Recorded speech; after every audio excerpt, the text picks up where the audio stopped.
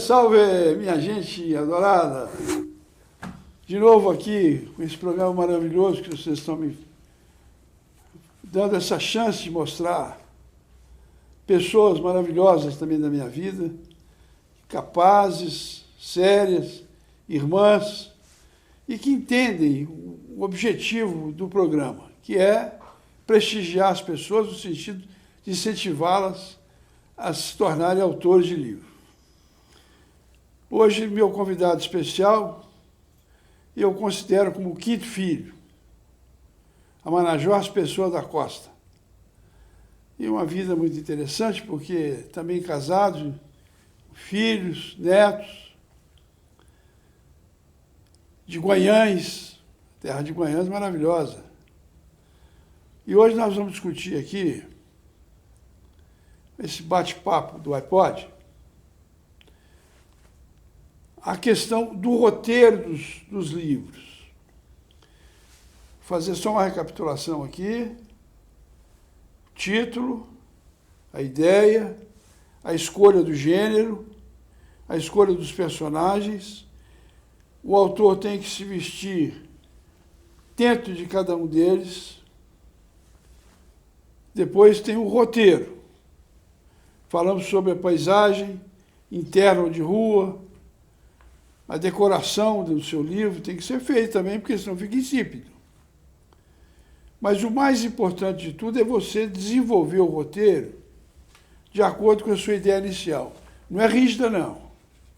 Flexível, muda as nuances conforme for, varia até seu modo de pensar, seu modo de agir, a sua forma de construir o livro é variável, dependendo das circunstâncias e da sua vontade política de escrever, começando com um trabalho sério, num lugar discreto, silencioso, calmo, a inspiração virá, com certeza. Então, hoje, a partir de hoje,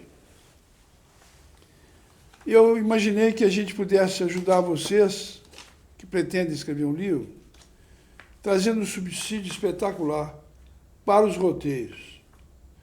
Nós vamos discutir alguma coisa em cada um dos programas futuros. Hoje, nós vamos falar sobre o perdão. Mas antes disso, eu queria apresentar o Amanajós.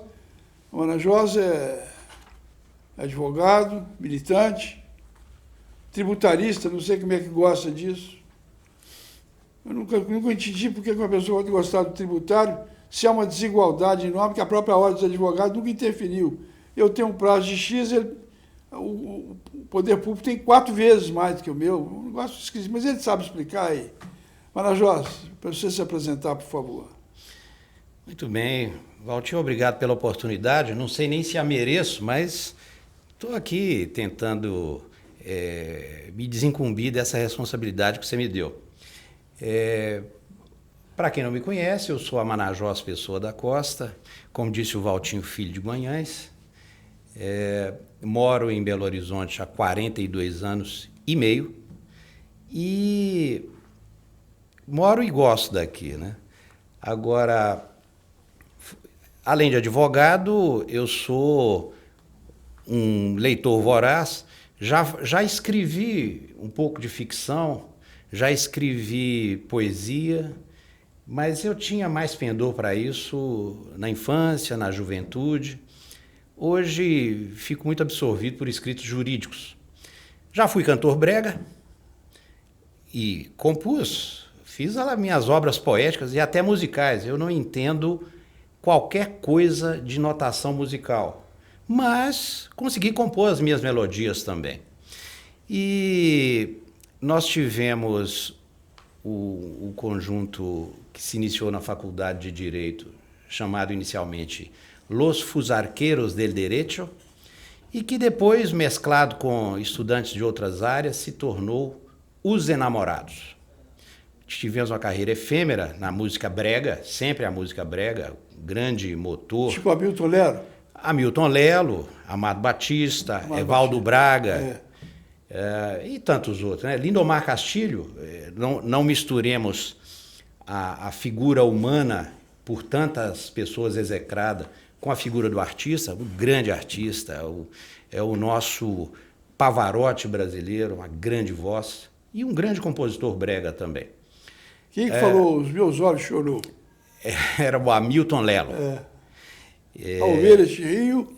Exatamente. Estou morrendo de dor ao ver este rio, meus olhos chorou. É uma rima questionável, mas está aí. É o povo. Olha, era um grande vendedor de discos. Era um grande vendedor de discos. Bem, mas voltando à real, eu continuo advogado. Hoje mais praticante dos escritos jurídicos, mas eu sou um leitor assíduo de obras de ficção, principalmente. Adoro autores brasileiros como Machado de Assis, um clássico do qual não se pode fugir. Adoro Nelson Rodrigues, que não é clássico absolutamente, mas depois de A Gente Se Despir do Preconceito, é um autor genial. Rubem Fonseca, mineiro, que se fez no Rio de Janeiro, grande escritor também, obra vastíssima, gosto muito da ficção dele. E, claro, gosto de ficções outras, gosto de romances históricos, gosto de biografias, gosto de relatos de grandes eventos, relatos, por exemplo, da Segunda Guerra, da Primeira Guerra, e coisas assim. O fato é o seguinte, gosto de ler, e eu acho que até melhor do que escrever, eu pelo menos tento ler e bem. Posso apartear aqui? Pode, é claro. Eu acho o seguinte, o segundo que vem, que escreveu e não publicou. Isso é um pecado. Porque as pessoas de fora da leitura, uma pessoa que acha que não tem competência para escrever, perde uma chance enorme de um incentivo como esse do Amarajós. Antes de continuar a nossa conversa, eu queria primeiro fazer uma observação aqui, importantíssima. Quem conhece a Universidade Federal sabe como é que é difícil as pessoas acessarem o curso superior. O tal de vestibular era muito pesado, hoje tem muito tempo que eu não tenho notícia, mas deve ser da mesma forma muito concorrido. E o Amarajós, no cômputo geral de todos os aprovados, ele foi o segundo colocado na Federal. Não só isso, mas mais importante que isso, quem sabe o que é o Prêmio Rio Branco, conhece o valor da pessoa, que eu vou dizer o que é. Você começa a faculdade, primeiro dia, primeiro ano. Último dia do último ano. Soma todas as notas, quem tiver a maior nota daquela turma, recebe o Prêmio Rio Branco. Foi do Amarajós. Então, estudioso, sério, e tem uma curiosidade muito grande que eu vou pedir para ele declinar aqui. São 7 irmãos? 6. 6 com você, 7. Não, eu sou 6. Eu sou o quarto de 6. Olha aqui, o Nilton, pai dele, que era um grande amigo, fluminense como eu, conseguiu gravar, eu não sei, se nunca perguntei para o Amarajós, mas possivelmente deve ter origem indígena, não sei, que você declinasse o nome dos seus irmãos. Vamos lá. Mussapere. Mais velho. Itiberê, o segundo. Ubajara, o terceiro. Eu, o quarto. Araquém, o quinto. Anaí, a sexta.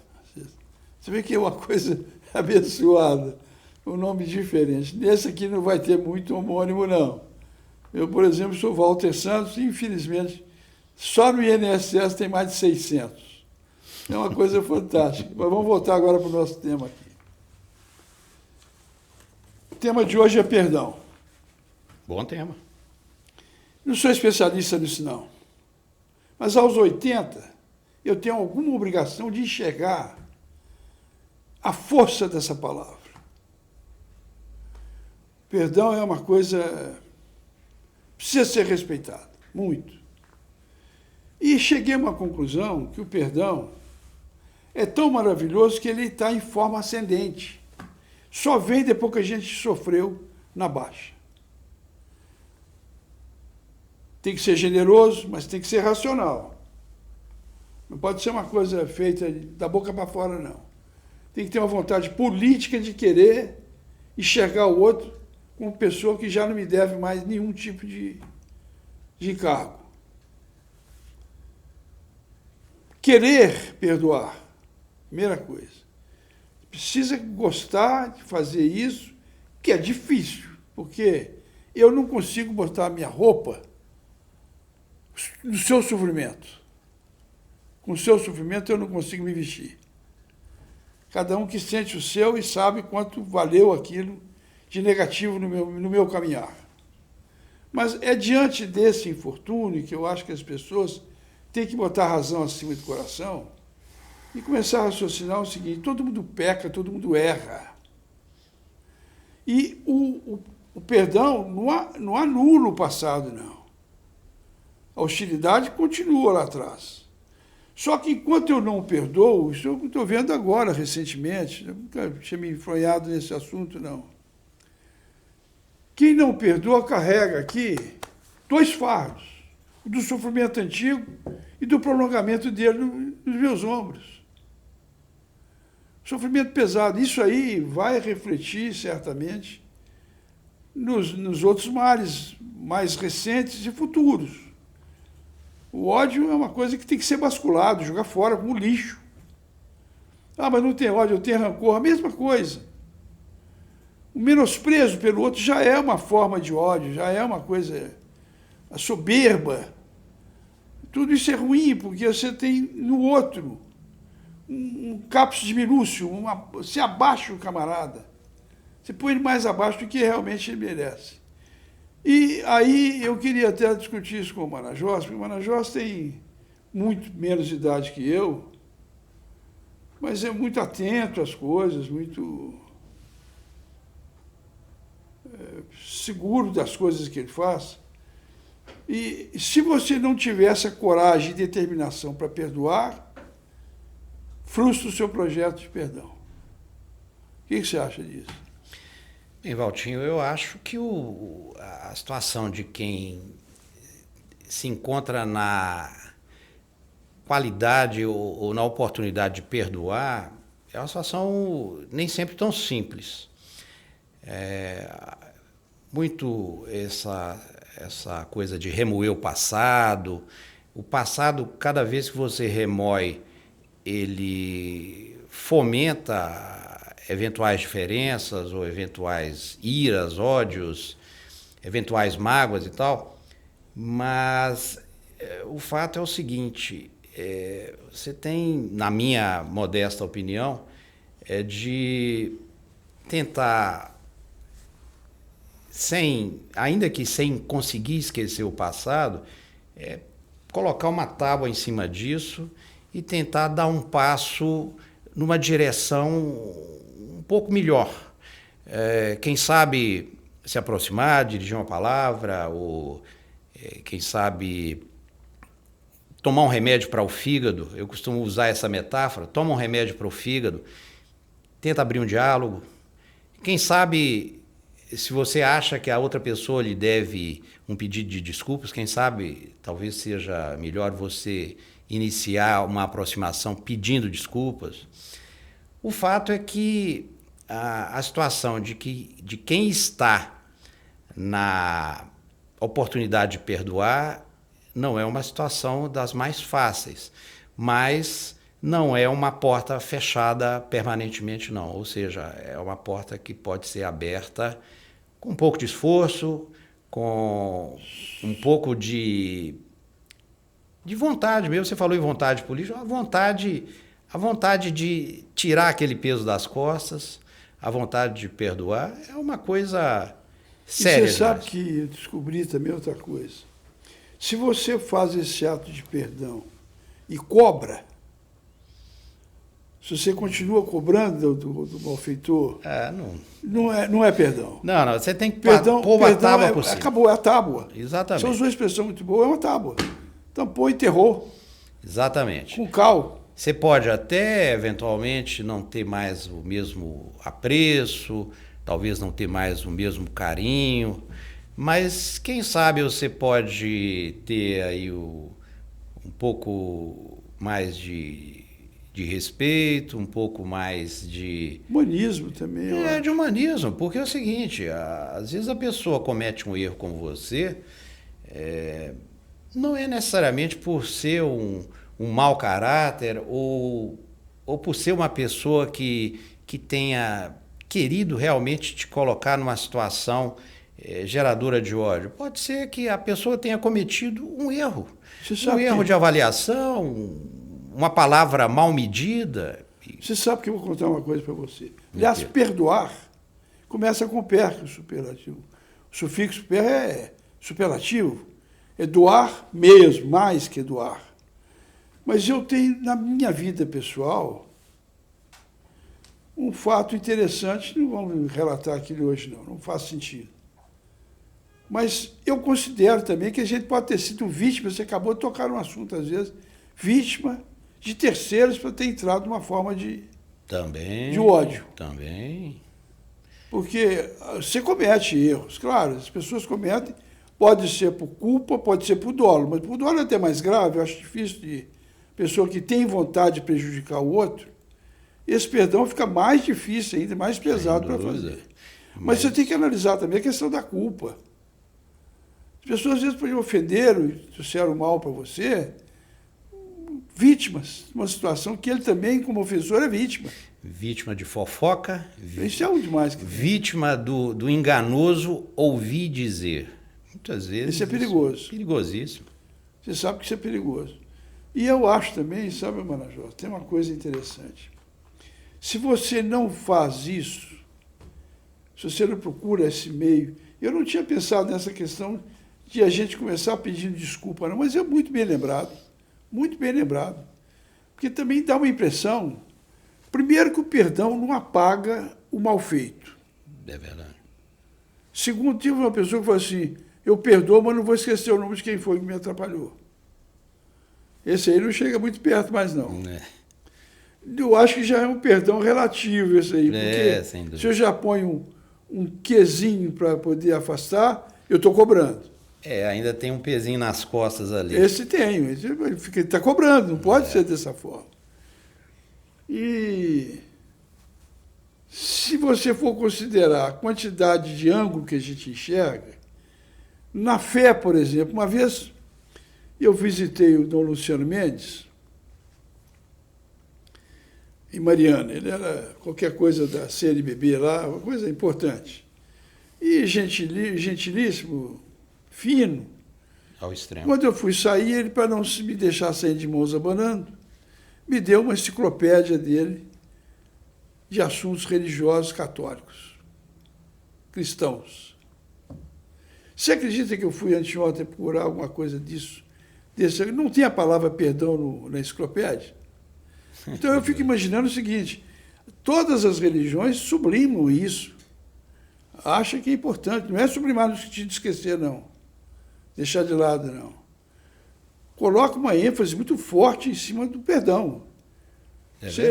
Não sei como nós já trocamos uma vez uma ideia, budismo, não sei como é que funciona, mas na fé cristã, o acesso, segundo pós-mortem, vai avaliar a sua capacidade de perdoar. Sim. Que foi passada.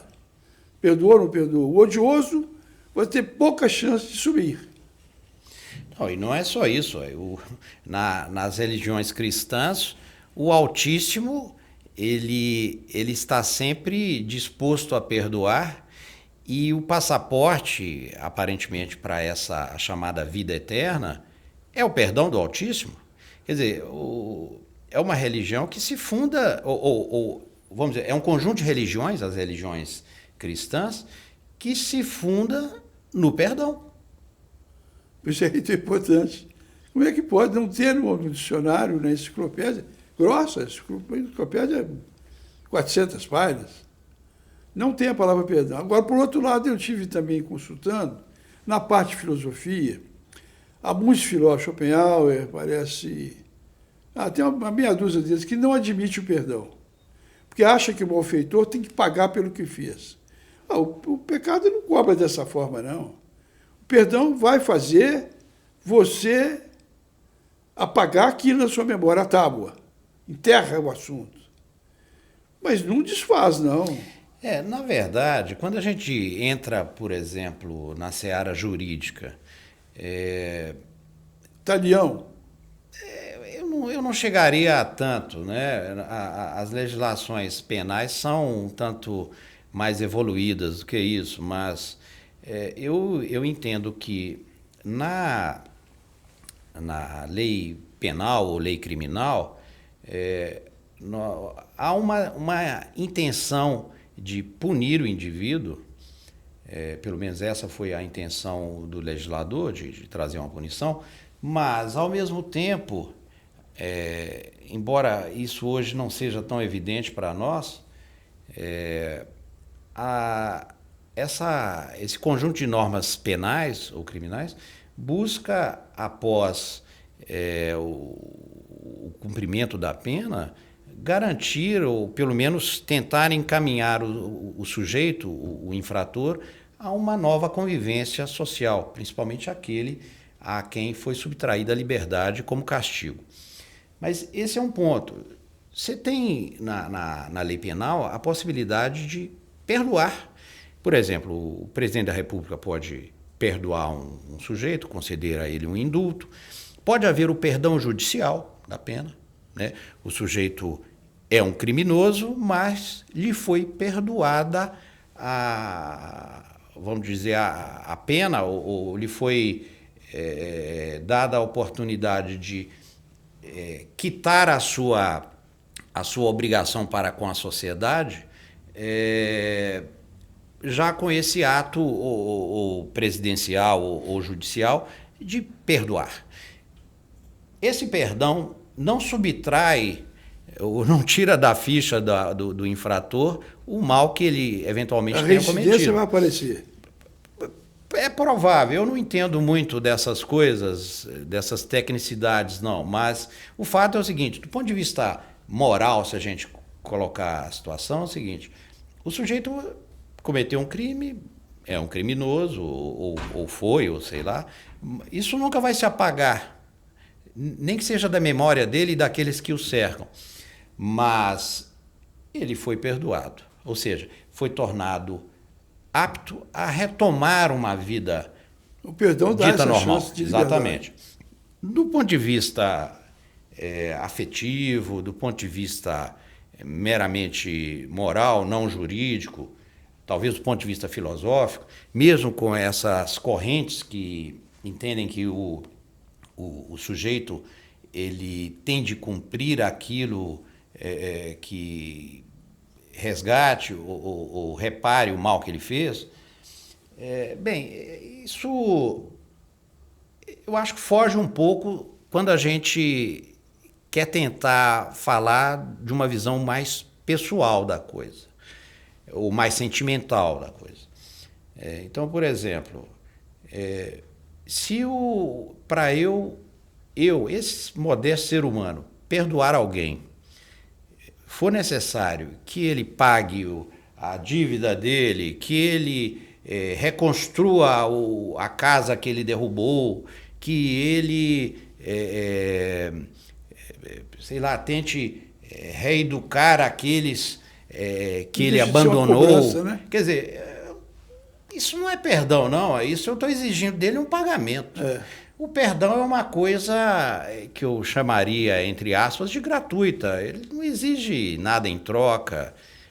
Senão ele vai ser um perdão da boca para fora, né? Isso eu falando num ponto de vista mais pessoal, emocional, saindo da seara jurídica, saindo talvez até da filosófica. O perdão, pelo menos esse perdão que está mais próximo da minha compreensão, é esse ato aí em que você, de uma certa maneira, passa por cima dessas coisas, passa por cima de diferenças e, embora eventualmente não consiga mais ter uma convivência com a pessoa, mas pelo menos encerra ali suas animosidades, encerra o seu ódio. E, olha, e ódio traz um cansaço danado. Pesa no ombro. Exatamente. Você tira o piano pesado do seu ombro. Essa é a situação em que eu vejo. Tem outra coisa também que eu não sei se você concorda comigo. Quando você se desprega desse peso suplementar que está acima da sua capacidade de carregar, você readmite uma liberdade nova. Porque o ódio aprisiona. Sim, sim. Você fica prisioneiro dele o tempo inteiro. Você não consegue dissipar, tirar da sua cabeça, nem diferir isso. Não tem jeito. Você vai remoendo aquilo, você está preso. Você não tem liberdade. É verdade. A coisa mais bonita do homem é ser feliz como? Livre. E esse ódio, esse não perdoar, eu não vou dizer ódio, não. Você usou a palavra ira, também vamos supor, rancor. Furor, fúria. Fúria. Mas essa adversidade, ela pesa de qualquer forma. Sim. Qualquer substantivo que a gente queira nomear, esse encargo negativo na alma da gente, é ruim. E quando você se desvencilha disso, você pode ter certeza que sua liberdade aumenta. Ou volta. Sim, sim. Você reassume. Na verdade, você está até reassumindo. Não é ganhar, não. Eu estou readquirindo a liberdade que me foi subtraída. O que mais você quer dizer aí? Você concorda? Se você concorda. Não, eu concordo. Eu acho que o perdão, num sentido mais puro, é isso aí. É algo que não exige uma troca, que não exige um pagamento. Perdão você ou dá ou não dá, ou tem vontade ou não tem. Isenta o pecado do terceiro. Exatamente. Você reabilita, vamos dizer, a pessoa no seu coração, né? Isso parece meio piegas, mas você reabilita a outra pessoa aí no seu coração e, de repente, usando a sua expressão, você está libertando o seu coração para voar para outras paisagens, você sabe, outras coisas. Uma vez eu fiz advogando, separação de um casal. Religioso, católico, praticante, e resolveu visitar uma autoridade eclesiástica que pediu que eu acompanhasse. E nesse dia, nessa visita, autoridade com aquele Nelão, é top de linha, aqui na capital. E ele dizia assim, mas o senhor tem que admitir que o perdão tem que ser generoso, absolutamente generoso. Tinha um padre mais simplesinho, tem a impressão que devia ser o Dom Quixote, o Sancho Panza do Dom Quixote. E ele falou, mas, vou dizer o cargo, mas, ô fulano, ele é generoso, precisa ser, mas tem que ser muito racional, porque senão você não consegue admitir o apagamento da injúria. Eu achei isso muito interessante, porque tem muitos anos, mais de 20 anos isso. E se você não afastar esse passado negativo, no presente você vai continuar com o encargo. São 2 males que você recebe, eu acho. De modo que nós vamos fazer isso aqui, você que está nos ouvindo e nos vendo, você imagina a quantidade de assunto que isso pode trazer num livro que você queira escrever. Não faça como o Manajós fez, escreve e não publique. Não, mas aliás, eu já publiquei, hein? Eu já publiquei, eu tenho que fazer aqui, com o perdão desse aparte abrupto aí, eu já publiquei algumas coisas. Eu não publiquei um livro. Agora, eu lamento é que eu só tenha publicado escritos jurídicos. Eu publiquei vários artigos em revistas e tal. E não, o último artigo eu publiquei, foi em 2007 ou 2008, já faz um bom tempo até, mas esse aí me trouxe um certo desgosto. Foi o mais bem elaborado e, no entanto, a editora fez uma revisão porca. Ela mudou uma construção frasal que eu fiz, usando uma ênclise no futuro do presente, e eu achei isso aí... Como se você fosse um analfabeto. Pois é, eu fui criticado por uma pessoa a quem eu presenteei, Eu falei, puxa vida, essa editora fez isso. E depois eu fui ver o artigo, algumas transcrições, hoje, infelizmente, as editoras hoje estão com a mania de fazer transcrição sem usar as aspas, né? Então eu coloquei aspas em tudo que eu tirei de decisões judiciais, de outros autores, etc. E não é que o teor de uma determinada decisão judicial foi incorporado ao texto como se tivesse sido da minha lavra. Quer dizer, uma revisão, com todo o respeito à editora, cujo nome eu não vou dizer, uma revisão porca e tal. Só estou fazendo esses parênteses. Muito oportuno, eu vou falar por quê depois. Estou fazendo esse parênteses, mas realmente, infelizmente, eu nunca publiquei poesia, crônica, ficção. Está na hora de você prometer, como os outros prometeram, de fazer. Quem sabe, né? Quem sabe. Está tudo pronto, você já tem muita coisa escrita e deu tanta coisa. Se você se propuser a fazer isso, é só fazer acumular o texto passado, acrescentar alguma coisa e fazer a sua revisão. Mas a propósito que o Marajós falou aqui agora, é muito interessante para você que está começando a querer escrever seu livro. Isso é o final de linha. Nós estamos falando até agora sem pensar, eu não tinha falado em edição, não. Primeiro porque tem revisores. E o revisor, eu nunca quis botar revisor de editora, não. Eu tenho o meu revisor, a minha revisora.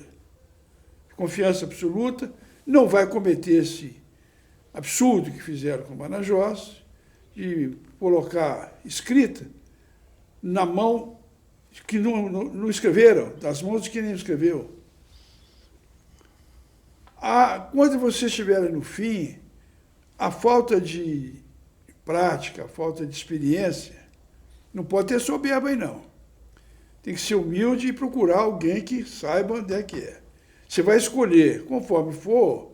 Hoje, com a internet, não sei se você está de acordo comigo, a internet mudou muito isso, porque eu posso publicar meu livro na internet. Sim, é verdade. Isso aí ajuda muito as pessoas. Eu não consigo ler na internet. Me dá. No knowledge. Não lê. Pela internet você não sente cheiro de livro. Eu falei isso um dia desse aqui. Tem gente que adora sentir o cheiro da folha. Eu sou um desses. Eu gosto de sentir o cheiro. Mas isso não nega a realidade que a eletrônica é uma coisa que vai resgatar muita gente que não pode comprar o livro, que não pode manusear a folha. É verdade. E, no fundo vai fazer falta para ele, não. Nós que gostamos achamos bom, mas tem gente que não tem nada a ver. É verdade. Portanto, tem o conteúdo na cabeça das pessoas. Concordo. Olha, escrever é mais ou menos se perdoar, voltando ao assunto nosso aqui, pela ausência de querer contratar as pessoas de fora para ver o que eu posso fazer. É uma coisa muito interessante, muito mesmo.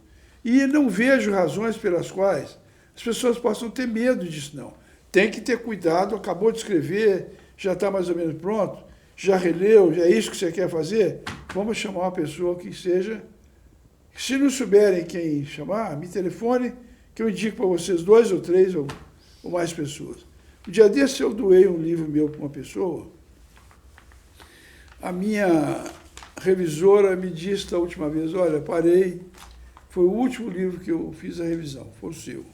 Estou cansada, tenho mais obrigações agora, tenho netos para cuidar.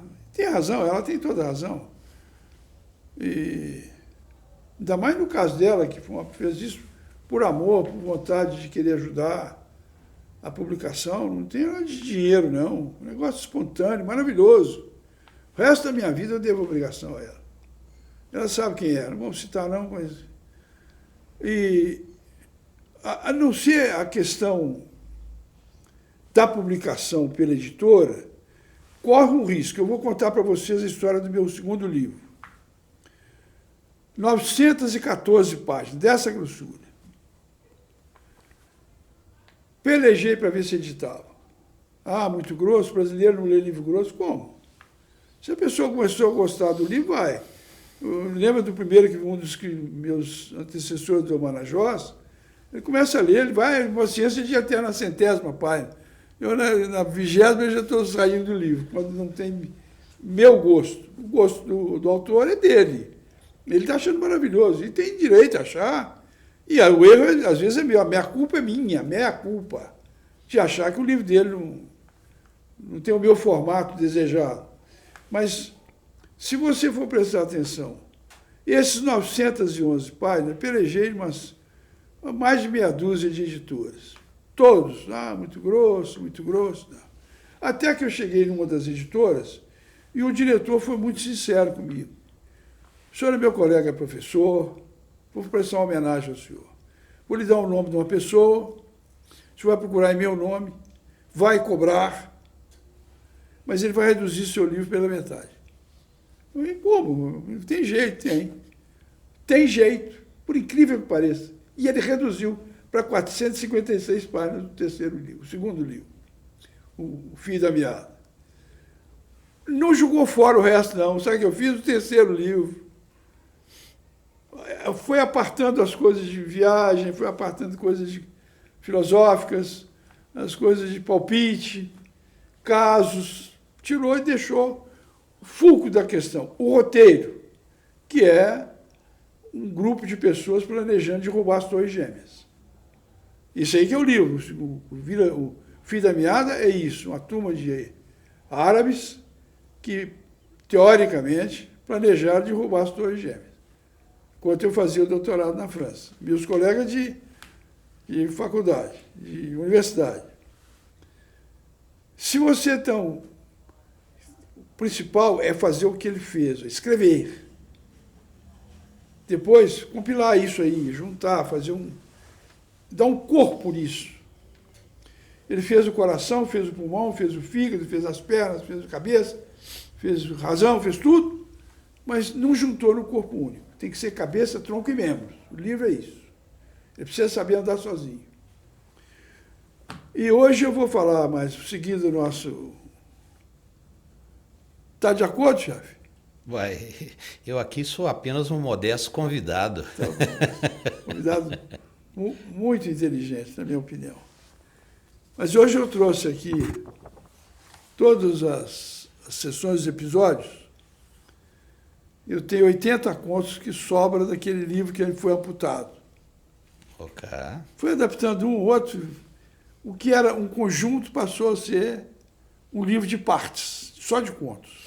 Olha, o conto é um gênero valiosíssimo. Muitos escritores aí têm livros de contos que são melhores do que os seus romances. Os próprios romances dele. Exatamente. Mas esse aqui eu escrevi Quem Fuça Acha.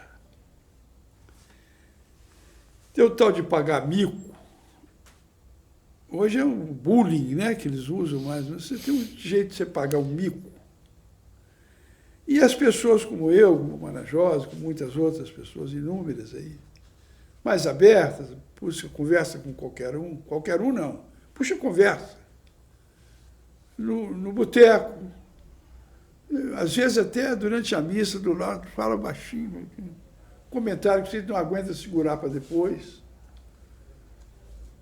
Eu estava no aeroporto de Brasília voltando para Belo Horizonte, depois de um trabalho. Resolvi tomar um café, que estava adiantado 1 hora do voo.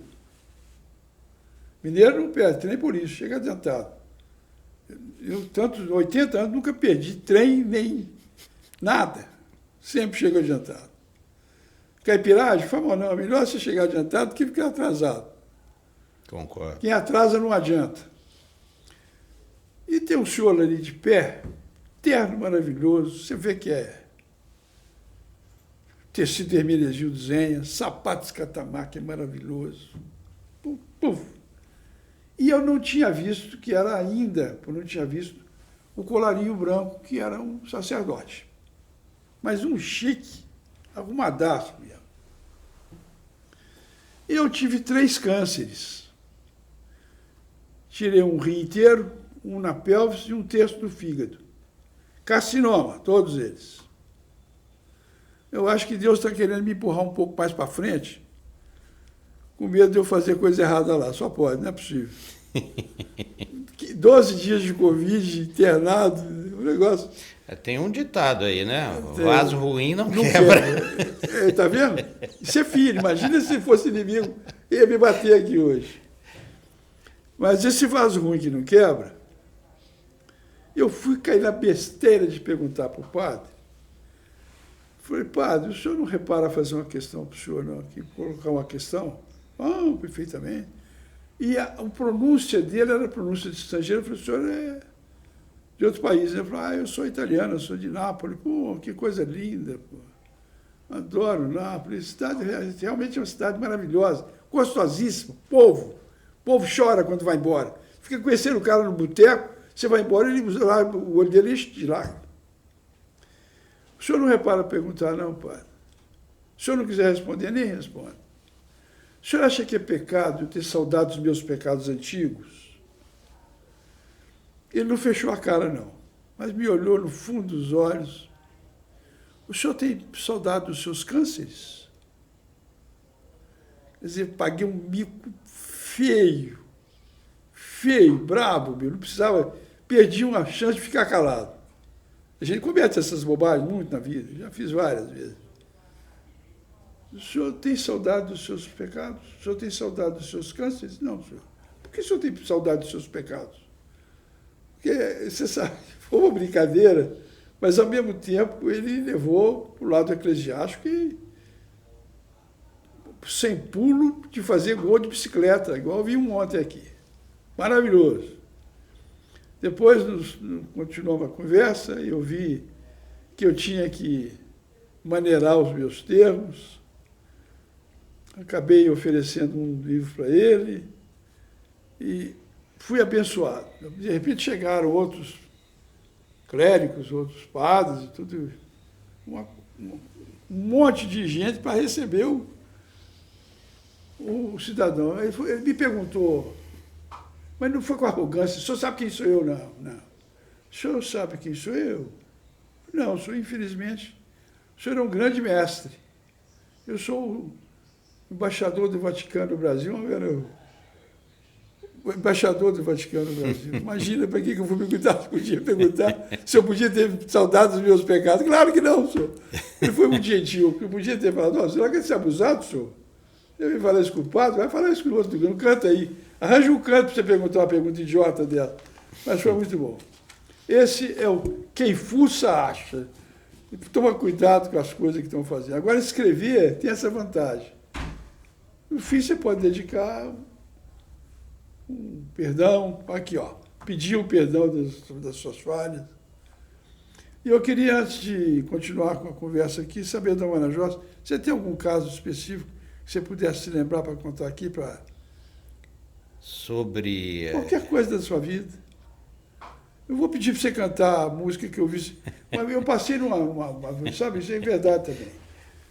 Passei diante de uma loja uma vez, tem 40 anos. Quem sabe? Você estava fazendo vestibular.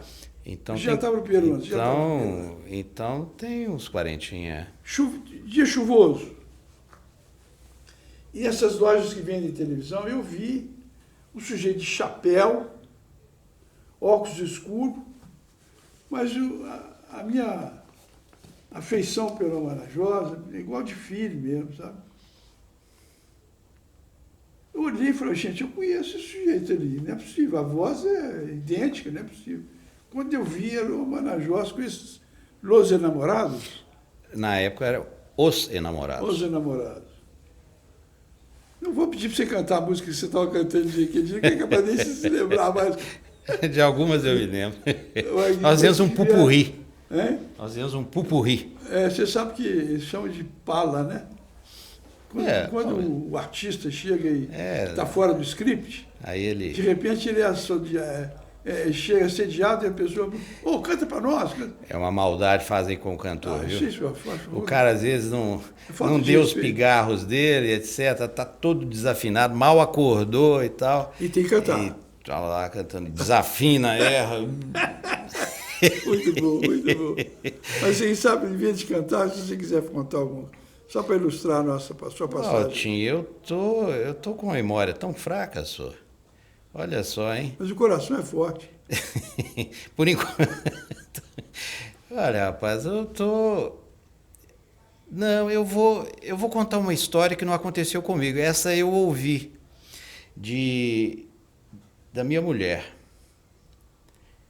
É uma história eu achei maravilhosa pela Circunstância. sinceridade, pela inocência. Ela coordenava um grupo de crianças, adolescentes, até adultos na idade, mas não na mente, portadoras de deficiência.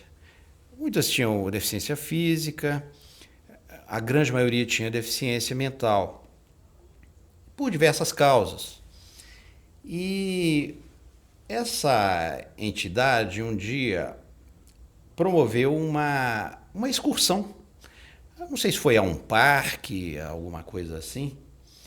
E, ok, se realizou a excursão com as crianças, adolescentes, as pessoas atendidas ali.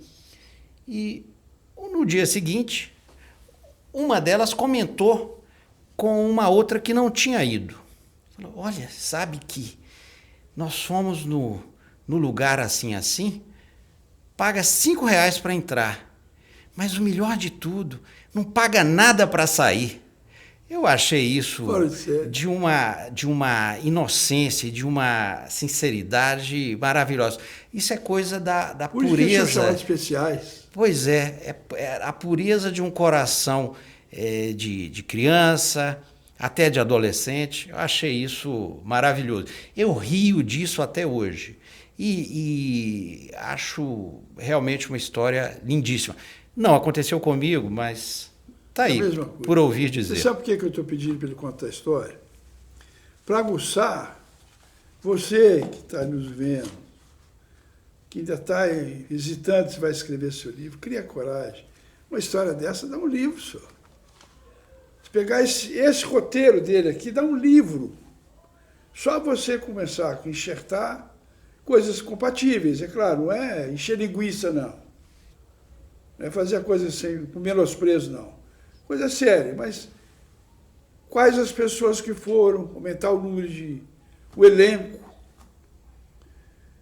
botar um painel bonito de circunstâncias locais, razões de ser, muito importante a razão de ser da vida.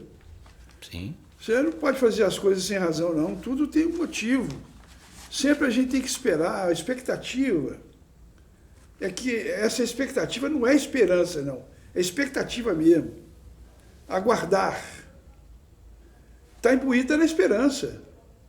Então, se você tem essa capacidade e que você conhece mais histórias, vamos supor que o Marajó tivesse disso agora uma inverdade. Não é não. Tenho certeza que ele está falando de coração. Mas vamos supor que fosse uma inverdade. Uma história. Uma história maravilhosa, maravilhosa. O que você vai tratar daqui? Do perdão, não, da inocência. Outra coisa também, se quiser falar sobre inocência, tem livro. Se quiser escrever sobre perdão, não esgota o assunto. Esgota? Não esgota, e eu ainda coloco mais uma lasquinha aí nessa pequena fogueira. Essas crianças, esses adolescentes aí de tanta inocência, são mais capazes de perdoar do que a gente já Adulto. entrado aí nessas décadas de vida aí. O coração é diferente, né? Pois é. E outra coisa, são felizes. Essas pessoas especiais, pode observar. Você sabe que eu tenho história, são duas histórias de pessoas próximas a mim que tem a ver com inocência e com perdão. Todas elas sofreram, né? São duas, uma criança e uma adolescente. Sofreram aí algum agravo da parte aí de algum colega ou coleguinha, e os pais assulando, fulano te fez, você ainda vai fazer alguma coisa por ela e tal. Aí todas as duas responderam mais ou menos o seguinte: olha, pessoa fulano de tal fez isso comigo, mas é porque tem uma coisa que vocês não sabem. Ela está passando por algum problema e tal. E ela precisa da minha ajuda. Não vai ser por isso que ela me fez que eu vou deixar de gostar dela ou de ajudá-la naquilo que ela precisa. Quer dizer, mesmo ofendidas essa criança, essa adolescente, passaram por cima disso aí, desse fato, com uma grande dose de compreensão e com uma grande dose de desapego. Quer dizer, não queriam carregar peso nenhum nas costas, pelo contrário, queriam fazer o bem para essa pessoa que lhes tinha, de alguma maneira, ou magoado ou qualquer coisa assim. Marajós, você já reparou também que tem muitas vezes pessoas que são uma odiosa da outra por bobagem? Boa, o que mais tem? Bobagem. A vaidade insuflou, o egoísmo insuflou, o pedantismo da pessoa. Na maioria das vezes as razões são as mais fracas possíveis. Teve a culpa dos dois lados. Tem sim. Por isso é que muitas vezes aquele que tem o ensejo de perdoar pode abrir a porta pedindo desculpas. Porque pode saber que há alguma coisa da parte dele também que enseja isso. Eu não tinha pensado nesse viés, mas é muito importante. Sim. A gente tem humildade de achar também a gente que erra a minha também. concessão pode ser maior do que o meu perdão. Até eu estou concedendo o direito de me fazer culpado naquilo que eu sou vítima. Por que não? É muito interessante. O fenômeno da culpa recíproca, se a gente quiser entrar aí no direito. Não é sempre. A maioria das vezes o injuriado sofre. Claro. Mais do que o injuriante. Muito mais. Dizem que quem bate esquece. Quem bate se esquece, quem apanha não se esquece. Nunca mais. Mas às vezes ocorrem pancadas dos dois lados, né? É difícil também. E quem tomou uma pancada só se lembra da pancada que tomou e não da que desferiu, né? Então... Olha, estou suas horas para você se despedir da turma. Mas vou me despedir já, pô. Não, Que coisa triste. Mas já passou uma hora? Tem uma hora. Você sabe que coisa engraçada? Esse programa aqui é muito interessante, que você não vê o tempo. Não é que o tempo passa, que o tempo não passa, a gente que passa. Concordo com você. Vico, aquele filósofo italiano, que dizia, o tempo não passa, você não sabe de onde ele vem, para onde ele vai.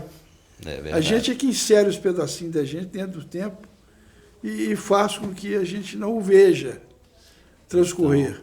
Então vamos lá, eu vou tentar ser rápido. Não precisa ter rápido, não, tem tempo. Se for preciso, a gente pede a produção para... Não, o problema não é a produção. O problema será que se os espectadores ou telespectadores vão ter paciência... Mais do que 50 minutos já começa a pesar. Então vamos lá. Mas a nossa prosa não está ruim, não. Eu posso saber que muita gente a quem eu estou tentando pescar, isso aqui é mais uma isca que está no lago. Se você quiser fazer uma repercussão para ir na margem, lá fora, quando você joga uma pedra no meio do lago, ela tem uma força sinérgica que ela faz um círculo em volta dela, onde ela tombou. Esse círculo renasce, faz uma segunda, e vai fazendo assim até diluir e chega na margem. É lá que eu quero chegar. Pessoa que está muito longe de pensar que possa ser um autor, que venha para cá. Pode vir, vocês vão ver como é que é interessante. Hoje é só uma conversa de uma hora. Cada vez que eu virei aqui, cada vez que eu vier aqui, eu tenho certeza absoluta que vai ter gente, e está aumentando, viu, Marajós? Que bom. Eu não estou fazendo força para aumentar de repente, não. Comprar clientela, não quero isso, não. De jeito nenhum, não pode. Mas, em compensação, se um for a caixa de ressonância da minha fala, já valeu a pena ter feito esse programa. Concordo. Se eu souber de uma pessoa que escreveu, publicou o livro, valeu a pena ter feito esse programa. Sem dúvida. Porque isso aí resgatou E você não sabe, porque tem pessoas que estão te vendo, você não tem nem ideia quem essa pessoa está vendo. É tão simples. Não sabe mexer, não sabe entrar no chat, não sabe se inscrever. Tem muita gente que me vê e não sabe o que está escrito. Eu pergunto se você botou escrito. Não, você me ajuda, põe escrito lá. Mas tem que pedir. Também ninguém nasce sabendo E muita gente não é que seja incauta, é desprevenida, não está preocupada em... Essa sequência de pessoas que tem me feito, sobretudo no WhatsApp, interessante, na parte culinária, muita gente está me acompanhando, eu não sei que estão me acompanhando. Tá vendo? Mas muita gente, você me falou hoje de um, eu não sei vendo? se tem gente que eu amo e não me segue, mas segue. Isso daria uma grande música brega, hein? Daria? Tem gente que eu amo e não me segue. Aí, ó. Mas... Então vou escrever, vou pedir para a Maravilha escrever essa letra para colocar no próximo livro dele. Está prometido? Olha, eu prometo, mas como eu espero ter uma vida longa, eu quero usar essa vida longa para cumprir a promessa. Mas não pode demorar muito não, porque o futuro não é nosso. Eu concordo. Tomara que você tenha uma vida de 130 anos, lúcida. Não vai ser ruim, não. Lúcida, porque sem lucidez eu não quero viver nem um segundo. Não vai ser ruim, não. Não é? Não vai ser ruim, não. Então, tá bom. Mas olha, eu agradeço vou... muito a sua presença aqui hoje. Eu que agradeço por ter sido convidado, eu só vou falar aquelas palavrinhas rápidas que eu queria dizer. Primeiro, já que nós aludimos ao tempo, eu não uso relógio desde o início da pandemia de coronavírus. Parei de usar relógio e estou me sentindo bem. Segundo, com relação a aquelas pessoas que o Valtinho quer atingir, é um número indeterminado, mas para, quem sabe, estimular a escrita, eu quero lembrar que os primitivos escreviam era com um cinzel e uma pedra, ou talvez com duas pedras, uma batida na outra. Depois a caneta, a pena de ganso, depois a caneta. Eu adoro escrever a caneta até hoje. Caneta tinteira, então é uma delícia. Não precisa de escrever nada no computador. Você pode fazer um manuscrito e alguém depois transcreve para você. Não precisa de ser um gênio como Machado de Assis, como Balzac, como Charles Dickens. Não. Se todo mundo fosse um gênio... Com Baudelaire. Pois é, mas se todo mundo fosse um gênio e se precisasse ser um gênio para escrever e tal, e se todo mundo só escrevesse na condição de gênio, das duas, ou esse mundo ia ficar muito chato, cheio de gênios, ou não ia haver gênio algum. É preciso que alguns se distingam para merecer esse título, e olha, são pouquíssimos em milhões, né? Mas, olha, eu tenho visto muita coisa gostosa de ler aí, de pessoas que começaram a escrever despretensiosamente e estão indo bem, né? Estão indo bem. E a última coisa que eu quero dizer, com muito gáudio, é que eu continuo não usando telefone celular. Nunca teve celular na vida dele. Conheço 3 pessoas, 3 amigos, irmãos, fraternos, esse é filho. Os outros 2 são irmãos. Não usam, não têm, não sabem celular, não é computador, não é tablet, não. Celular. Por vocação, não quer, acabou. Não, nunca detalhe, deixou de fazer nada que quis fazer por falta disso, não. Eu uso só um computador de mesa. Não, e o controle ali, às vezes eu vejo o YouTube na televisão, né? Na maioria das vezes até o YouTube. Tem me visto na culinária? Claro, claro. Agora, o tablet, né, gente? Eu sou do tempo do tablet de manteiga. Esse negócio de tablet, né? Porque vamos usar o português, tablet. Não uso tablet, não. Eu uso um computador de mesa e, enquanto houver, continuarei a usá-lo. Tá ótimo. Esse é o Marajós Pessoa da Costa, meu grande filho, grande amigo de muitos anos. Obrigado. Aliás, ele fala que não, mas quem cortou o cabelo do meu filho que passou com ele no vestibular, os 2 amigos dele que tem, o melhor amigo do olho, dos 2 hoje são esses 2 filhos, um do outro, meu filho mais velho e ele. Aliás, é o meu segundo filho, porque ele é menos jovem, 1 ano que o meu filho mais velho. 1 ano? 1 ano menos 2 dias. Menos 2 dias. Eu sou de 62, ele é de 63. Você sabe que isso tudo me deixa numa felicidade muito grande, porque é diferente.